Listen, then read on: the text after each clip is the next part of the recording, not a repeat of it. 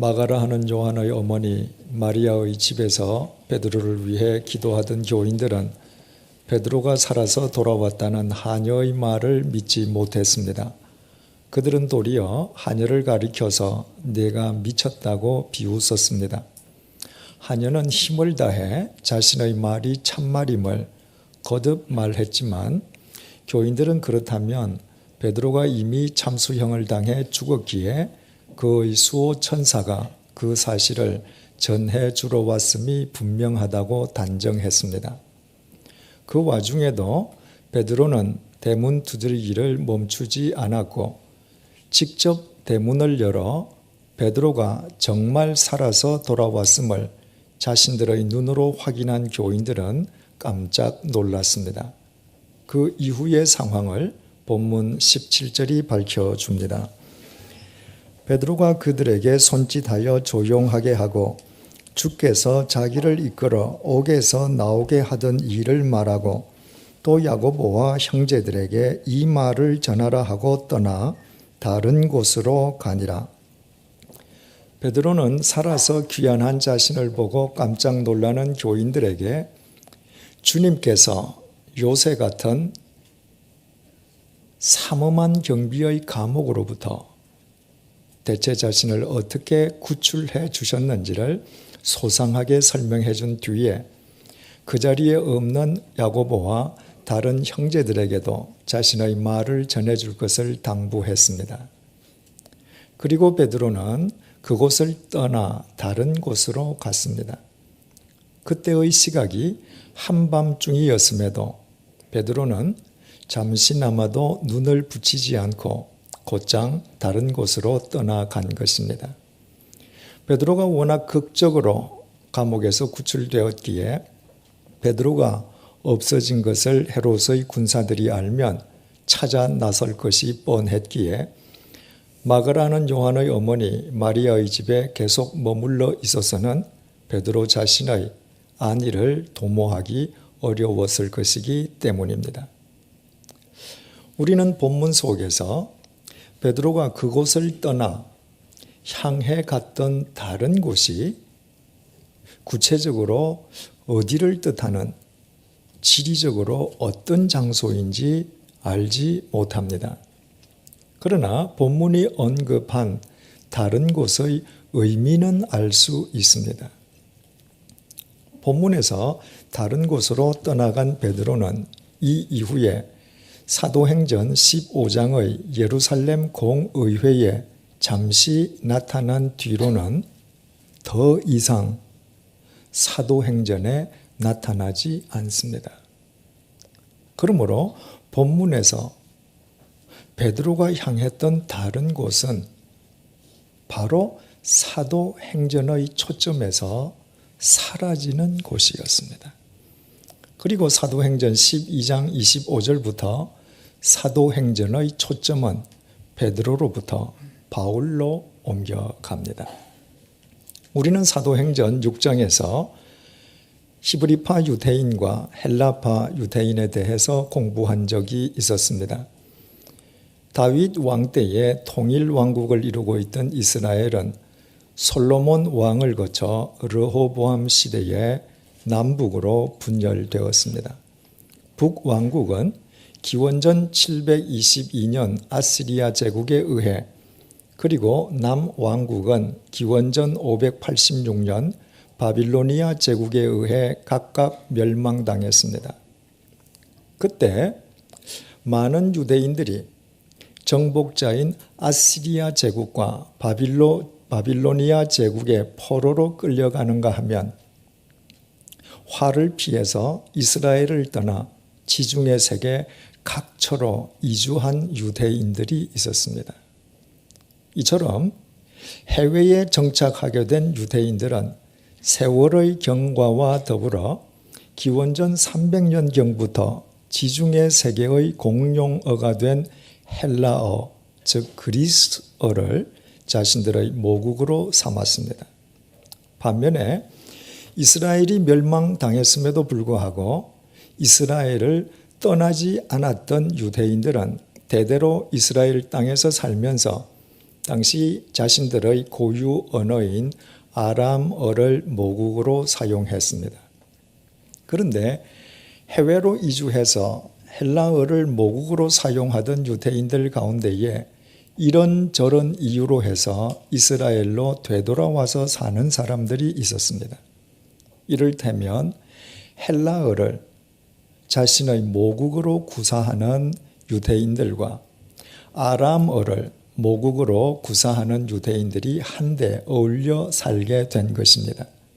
그래서 헬라어를 자신의 모국어로 구사할 수 있는 해외파 유대인들을 가리켜서 헬라파 유대인들, 그리고 조상 대대로 이스라엘 땅에서 살면서 이스라엘 고유의 아람어를 모국어로 사용하는 유대인, 국내파들을 히브리파 유대인이라 불렀습니다. 그러지 않아도 선민의식에 사로잡혀 살던 유대인들이었기에 조상 대대로 이스라엘 땅에서 살면서 그들의 고유 언어로 말하던 히브리파 유대인들은 이방인에 대해 더욱 배타적일 수밖에 없었습니다. 하지만 이방 세계에서 태어나서 이방 사람들과 함께 이방 언어를 모국어로 사용하던 헬라파 유대인들은 이방 사람들과 관계를 맺는 일이 그리 어렵지 않았습니다. 예수님의 12명의 직계 제자들은 모두 히브리파 유대인들이었습니다. 말하자면 히브리파 유대인들에 의해 복음의 길이 개척된 것이었습니다. 그런데 사도행전 6장에서 최초로 선출된 집사 7명은 전원 헬라파 유대인이었습니다. 그리고 주님께서는 사도행전 9장에서 헬라파 유대인의 거두 바울을 부르셨습니다. 이를테면 주님께서 초대교회의 전면에 헬라파 유대인들을 포진시키신 것입니다. 히브리파 유대인들이 개척한 복음의 길을 따라 헬라파 유대인들로 하여금 이방 세계로 들어가 복음을 전하게 하시기 위함이었습니다. 바로 그 연장선상에서 본문 속의 히브리파 유대인 베드로는 사도행전의 초점으로부터 사라지고 있습니다. 이런 관점에서 본문은 사도행전의 초점이 베드로로부터 바울에게로, 다시 말씀드려서 히브리파 유대인들로부터 헬라파 유대인들에게로 옮겨가는 분기점을 이루고 있습니다. 그렇다면 우리는 여기에서 복음의 길을 개척하는 사명과 의무를 수고를 다해 완수한 뒤에 사도행전의 초점으로부터 사라지고 있는 베드로의 뒷모습을 주시해 볼 필요가 있습니다. 우리는 사도행전 3장 11절에서 이미 베드로의 뒷모습을 관찰했던 적이 있었습니다. 베드로가 성전 미문 앞에서 구걸하던 안전뱅이 거린을 치유시켜 준 적이 있었습니다. 그 거린은 태어난 이래 40여 년 동안 단 한 번도 일어나 본 적이 없었던 선천성 안전뱅이였습니다. 베드로가 은과 금은 내게 없거니와 내게 있는 이것을 내게 주노니 나사렛 예수의 이름으로 일어나 걸으라고 명령하며 안전뱅이의 손을 잡아 일으켰습니다.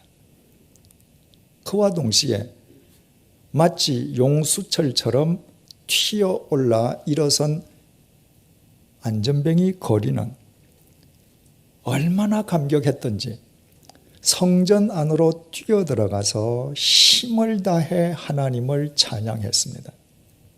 한순간에 걸친 주체할 수 없는 감격의 순간이 지난 뒤에 그 거린이 정신을 차리고 보니 성전 안에 있는 모든 사람들이 자신을 주시하고 있었습니다. 그들은 놀라움과 경의에 찬 눈으로 자신을 바라보면서 하고한 날 성전 미문 앞에서 구걸하던 저 선천성 안전뱅이에게 어떻게 저런 일이 일어나게 되었느냐는 듯이 의구심에 찬 표정으로 그를 바라보고 있었습니다. 이에 그 거린이 베드로에게 다가가서 베드로를 꼭 붙잡았습니다. 바로 이 사람에 의해, 다시 말해 이 사람이 전한 예수 그리스도에 의해 자신이 치유되었다는 답변인 동시에 간증인 셈이었습니다. 그런데 사도행전 3장 11절에서 붙잡다라고 번역된 동사 크라테오는 붙들어 매다는 의미와 함께 어깨에 매달리다, 등을 껴안다는 의미가 있습니다. 그러므로 나음을 입었던 거린이 베드로를 꼭 붙잡았다는 것은 그가 베드로의 등을 꼭 껴안았다는 의미이기도 합니다. 그 광경은 머릿속에 그려보는 것만으로도 가슴 벅찬 감동을 느끼게 됩니다. 그것은 마치 어린아이가 부모의 등을 꼭 껴안고 있는 것과 같은 형국입니다. 베드로의 등을 그처럼 나음을 입은 거린이 꼭 껴안았을 때 그 거린의 마음속 깊은 곳으로부터 뜨거운 감사가 끌어올랐을 것입니다. 베드로가 아니었던들 일평생토록 절망 속에서 자신의 생이 끝나버렸을 자신의 처지를 되돌아보면서 베드로의 등을 꼭 껴안은 그 거린은 감격하며 흐느껴 울었는지도 모릅니다. 그뿐이 아닙니다. 베드로의 감격은 또 얼마나 컸겠습니까? 베드로는 자기 뒤에서 자신의 등을 꼭 껴안고 있는 그 거린의 숨결과 체온과 흐느낌을 온 몸으로 느끼면서 자신처럼 하찮은 인간을 당신의 생명의 도구로 써주신 주님께 깊이 깊이 감사를 드렸을 것입니다. 베드로에게는 자신의 고백처럼 은과 금이 전혀 없었습니다. 변변하게 내세울 만한 사회적인 경력이나 학력도 전혀 없었습니다. 그 보잘것없는 베드로임에도 불구하고 그가 어떻게 40여 년 동안이나 절망 속에서 살았던 한 인간의 인생을 세워주고 버텨줄 만한 넉넉한 등을 지닐 수 있었겠습니까? 두말할 것도 없이 베드로 자신이 예수 그리스도를 붙잡고 예수 그리스도에게 매어 달리고 예수 그리스도를 꼭 껴안고 살아가는 사람이었기 때문입니다. 베드로가 길이요 진리요 생명이신 예수 그리스도를 꼭 껴안고 살아갈 때 그의 등 뒤를 꼭 껴안았던 사람은 불이나 악을 추구하는 사람이 아니었습니다. 태어날 때부터 뒤틀린 생명으로 인해서 참되고도 바른 생명에 줄이고 목말라 했던 거린 안전뱅이가 그를 껴안았습니다. 만약 베드로가 불의와 악을 껴안고 사는 사람이었다 할지라도 그날 그 자리에서 그 시간 그 안전뱅이 거린이 베드로를 껴안았겠습니까? 그런 일은 결코 일어나지 않았을 것입니다. 악과 불의를 껴안고 살아가는 사람의 삶 속에는 생명의 역사가 절대로 일어나지 않기 때문입니다. 사람들은 자신을 치장하기 위해서 적지 않은 물질과 시간을 투자합니다. 여자가 화장을 하고 남자가 면도를 하는 것, 운동으로 몸매를 가다듬고 새 옷을 차려 입는 것 등은 모두 자기 자신을 치장하기 위함입니다. 그러나 곰곰이 생각해 보면 인간의 치장은 언제나 인간의 앞모습에만 국한되어 있습니다. 하나님께서는 인간이 자기의 등 뒤를 스스로 치장할 수 없도록 인간을 만드셨습니다. 등 뒤는 볼 수도 없고 손이 제대로 닿지도 않습니다.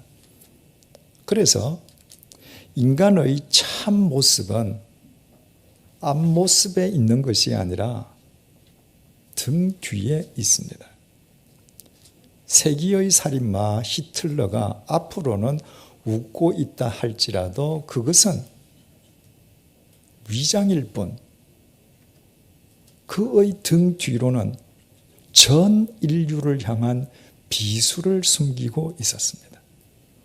그래서 한 인간의 앞모습만으로는 그의 실상을 바르게 알 수 없습니다. 인간의 실상은 손이 닿지도 않고 위장도 치장도 불가능한 인간의 등 뒤에 서려 있습니다.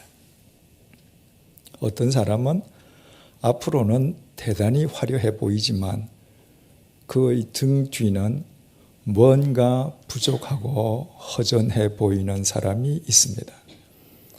앞으로는 대단히 다정다감해 보이는데 등 뒤로는 찬바람이 일어서 가까이 다가가는 것조차 민망하게 여겨지는 사람도 있습니다. 건장한 체격이긴 하지만 앞으로 보나 뒤로 보나 신중함이 결여되어 있어서 문자 그대로 어깨처럼 보이는 사람도 있습니다. 반면에 앞모습은 보잘것없는데 그의 등 뒤만은 마치 어머니의 등처럼 포근하고 따뜻하게 보여서 마냥 매달리고 껴안아 보고 싶은 등을 지닌 사람도 있습니다. 베드로가 그런 범주의 사람이었습니다. 베드로의 앞모습을 상상해 보십시오. 베드로는 가난에 찌든 갈릴리의 어부였습니다. 태양에 새카맣게 그을리고 깡마른 얼굴에 보잘것없이 초라한 옷 매무새의 베드로의 앞모습이 눈에 선하지 않습니까? 그럼에도 불구하고 그 베드로가 선천성 안정뱅이가 껴안을 정도로 다른 사람이 자기 인생을 의지하고 기댈 만큼 따뜻하고도 넉넉한 등을 지니고 있었습니다.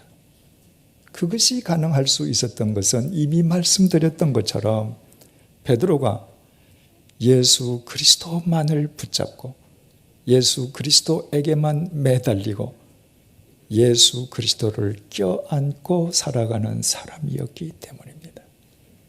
예수 그리스도가 대체 누구이십니까? 인간의 죄짐을 대신 져주시기 위해서 십자가를 지셨던 분이십니다. 예수 그리스도께서 십자가를 당신의 가슴이나 손으로 지셨습니까? 그렇지 않습니다. 주님께서는 인간을 살리시려는 십자가를 당신의 등으로 지시고 골고다로 향해 가셨습니다. 그래서 주님의 등은 세례 요한의 표현처럼 이 세상 모든 인간의 죄를 치실 정도로 우주보다 더 크고 넓은 등이었습니다. 주님께서 삶에 지치고 수고하고 무거운 인생의 짐진 자들에게 모두 다 내게로 와서 쉼을 얻으라고 초청하시는 것은 주님의 등은 이 세상 모든 인생을 져주시고도 남을 만큼 넉넉한 등이기 때문입니다. 베드로는 주님의 그 등에 매달려 살았습니다. 베드로는 주님의 그 등에 자기 자신을 온전히 의탁하고 주님의 그 등을 껴안고 살았습니다. 그렇기에 주님의 등을 껴안고 사는 베드로의 등 역시 주님 안에서 생명과 사랑에 줄이고 목말라 하는 사람이 기대고 의지하고 껴안고 싶을 만한 넉넉한 주님의 등으로 어찌 승화되지 않았겠습니까? 그래서 성전 미문 앞의 선천성 안전뱅이가 베드로를 꼭 껴안은 이후 수없이 많은 사람들이 그에게 자신의 생을 기대고 의지할 만큼 그는 넉넉한 주님의 등을 지니고 살았습니다. 가난하고 무식한 갈릴리 어부 베드로만으로는 결코 있을 수 없는 일이었지만 그가 껴안고 살아가는 주 예수로 인해 예수 그리스도 안에서 가능할 수 있었던 생명의 역사였습니다. 그 베드로가 지금 본문 속에서 마가라 하는 요한의 어머니 마리아의 집을 떠나 다른 곳으로 가고 있습니다. 그곳은 사도행전의 초점에서 사라지는 곳입니다. 사도행전의 스포트라이트로부터 벗어나는 길입니다. 사도행전의 박수갈채에서 외면당하는 곳입니다. 사도행전의 관심에서 멀어지는 곳입니다. 히브리파 유대인으로서 예수님의 직계 제자였던 베드로가 주님의 직계 제자도 아니었던 헬라파 유대인에게 사도행전의 바통을 넘겨주어야 하는 것입니다. 사도행전 15장의 예루살렘 공의회에 잠시 모습을 드러내는 것을 제외하고는 사도행전의 무대에서 아예 퇴장해야 하는 곳이었습니다. 그 베드로가 대체 어떤 사람입니까? 베드로는 이 땅에 오신 주님께서 첫 번째로 부르셨던 주님의 첫 번째 제자였습니다. 베드로는 야이로의 죽은 딸을 주님께서 살리시는 바로 그 현장에 주님의 몸이 신비로운 형상으로 변형되던 마태복음 17장의 산 위에 주님께서 마지막으로 기도하시던 겟세마네 동산에 주님의 배려 속에서 특별히 입회할 수 있는 특권을 누렸던 세 제자 가운데의 한 명이었습니다. 그뿐이 아니었습니다. 베드로는 주님을 향해 주는 그리스도시요 살아계신 하나님의 아들이시라고 고백했습니다. 베드로가 주님께 그 고백을 드린 장소는 아무도 없는 심산계곡이나 허허벌판이 아니었습니다. 베드로는 로마 황제의 신전이 인간을 압도하는 황제의 도시 가이사랴 빌립보에서 주님께 그 고백을 드렸습니다.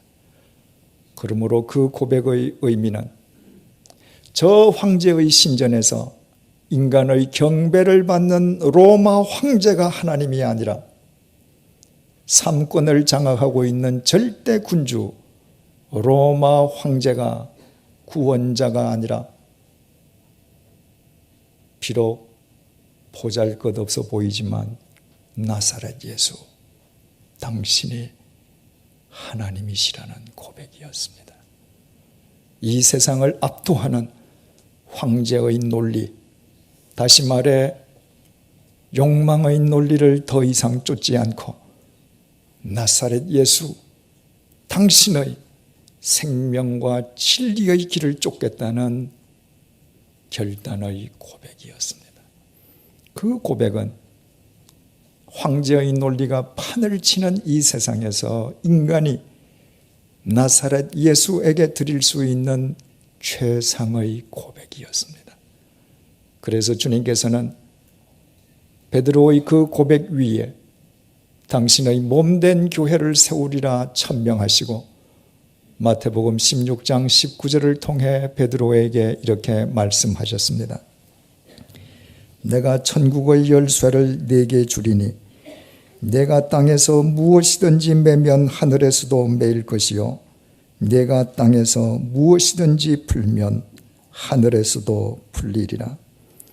이 세상 그 어떤 인간이 주님으로부터 이런 극찬을 또 받은 예가 있습니까? 복음서를 들여다볼수록 주님으로부터 베드로보다 더 큰 영광을 입었던 인간은 없습니다. 주님으로부터 그토록 큰 영광을 입은 베드로라면 복음서에 이은 사도행전에서도 사도행전이 끝나기까지 사도행전의 초점이 베드로에게 맞추어져 있어야 하지 않겠습니까? 그런데 그 베드로가 지금 다른 곳, 다시 말해 사도행전의 초점에서 사라지고 있습니다. 그것은 베드로로서는 절망적인 일일 수도 있었습니다. 히브리파 유대인들이 절대 다수를 차지하고 있는 초대 교회 내에서 자신이 누리고 있는 명성에 비한다면 무명의 존재에 가까운 헬라파 유대인 바울에게 사도행전의 바통을 그대로 넘겨주어야 한다는 것은 히브리파 유대인 베드로에게는 심히 자존심이 상하는 일일 수도 있었습니다. 만약 그랬더라면 본문 속에서 사도행전의 초점에서 사라지는 베드로의 뒷모습은 풀이 죽은 채 축 처져 보기에 민망스러울 정도로 안쓰럽기만 할 것입니다. 그러나 어떻습니까? 본문 속에서 사도행전의 초점으로부터 사라지고 있는 베드로의 뒷모습을 우리 모두 믿음의 눈으로 주시해 보십시다. 성전 미문 앞의 선천성 안전뱅이였던 거린이 베드로의 등을 꼭 껴안던 그때처럼 베드로의 등은 여전히 따뜻하고 포근한 생명의 등이지 않습니까? 사도행전의 초점에서 사라지고 있음에도 불구하고 그의 발걸음에는 조금도 흐트러짐이 없지 않습니까? 그의 등 뒤에서 그 어떤 낭망이나 절망의 조짐도 읽을 수 없지 않습니까? 그것이 가능할 수 있는 것은 다시 말씀드리지만 베드로 자신이 예수 그리스도께 매달리고 예수 그리스도만 붙들고 예수 그리스도를 껴안고 살아가는 사람이었기 때문입니다. 그러므로 베드로에게는 사도행전의 초점으로부터 자신이 사라진다고 해서 아무것도 달라질 것이 없었습니다. 베드로에게 중요한 것은 자신이 껴안고 있는 길이요 진리요 생명이신 주님이셨지 사도행전의 박수갈채나 스포트라이트가 아니었습니다. 히브리파 유대인 베드로가 개척한 복음의 길을 통하여 헬라파 유대인 바울이 세계 선교에 이를 수 있었던 것처럼 세계 선교를 위하여 바울이 닦아놓은 그 길을 통해 베드로 역시 계속 복음의 증인으로 살아감으로 인해 히브리파 유대인과 헬라파 유대인을 두 축으로 삼아 이 세상을 새롭게 하시려는 주님의 섭리가 온전히 이루어질 수 있었습니다. 비록 사도행전의 초점으로부터 사라질 망정 변함없이 주님만을 껴안고 베드로가 살았기에 가능할 수 있었던 위대한 생명의 역사였습니다. 사람들은 이 세상의 초점이 되어 세상 사람들의 박수갈채와 스포트라이트 속에서 살아가기를 원합니다. 그러나 그런 삶 속에는 생명의 역사가 일어나지 않습니다. 생명이신 주님의 말씀은 세상 사람들의 박수갈채나 스포트라이트 속에는 털을 잡지 않으시기 때문입니다. 그래서 세상 사람들의 스포트라이트나 박수갈채에 집착하는 삶보다 더 어리석은 자기 소지는 없습니다. 그와 같은 삶은 박수갈채가 멈추고 스포트라이트가 꺼진 뒤에 허무 이외에는 아무것도 남을 수 없기 때문입니다. 사랑하는 교우 여러분, 사도행전의 초점에서도 사도행전의 초점으로부터 사라지면서도 오직 예수 그리스도를 껴안았기에 생명과 진리에 줄이고 목말라 하는 사람들이 기대고 의지하고 껴안고 싶은 주님의 등을 지녔던 베드로가 되지 않으시렵니까? 세상이 아무 관심을 보이지 아니할지라도 세상의 스포트라이트나 박수갈채가 없을지라도 세상 사람들의 이목으로부터 사라지는 상황을 맞을지라도 우리 앞에 계신 예수 그리스도만을 붙드십시다. 오직 말씀 안에서 주님의 사랑과 생명에 매달리십시다. 우리를 살리시기 위해 십자가를 지셨던 주님의 피 묻은 등을 우리의 온 삶으로 껴안으십시다. 그때 우리가 비록 보잘것없는 존재라 할지라도 주님 안에서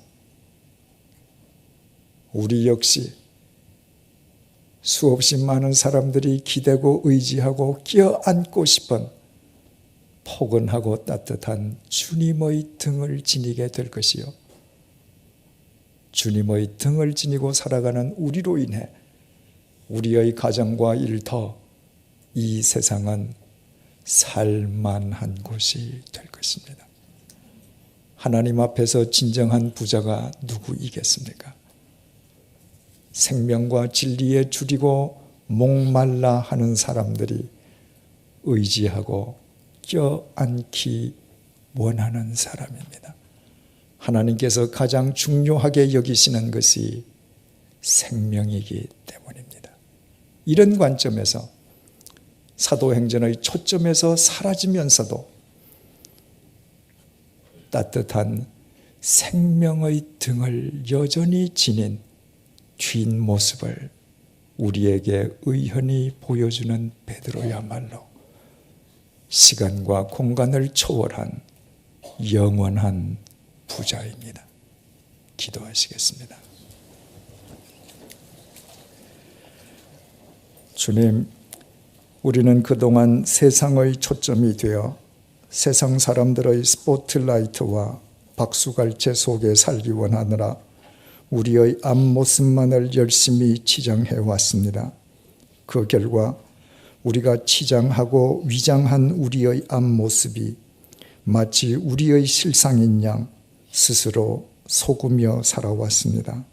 그러나 오늘 본문을 통해 우리가 마음대로 치장하거나 위장할 수 없는 우리의 뒷모습이 우리의 참모습임을 깨닫게 해주셔서 감사합니다. 오직 영원하신 주님만을 붙잡고 살아가도록 도와주십시오. 우리를 살려주시기 위해 십자가를 지신 주님의 피 묻은 등을 우리의 온 삶으로 껴안게 인도해 주십시오. 그래서 우리의 등 역시 생명과 진리에 목말라 하는 사람들이 꼭 껴안기 원하는 주님의 등으로 승화되게 해 주셔서 우리 모두 시간과 공간을 초월한 진정한 생명의 부자로 살아가게 인도해 주십시오. 인간의 실상은 언제나 뒷모습으로 드러나며 오직 주님의 말씀 안에서 주님을 껴안음으로써만 인간의 뒷모습이 사랑과 생명과 진리의 초장으로 가꾸어질 수 있음을 언제 어디서나 잊지 않고 살도록 붙들어 주십시오. 예수님의 이름으로 기도드립니다. 아멘.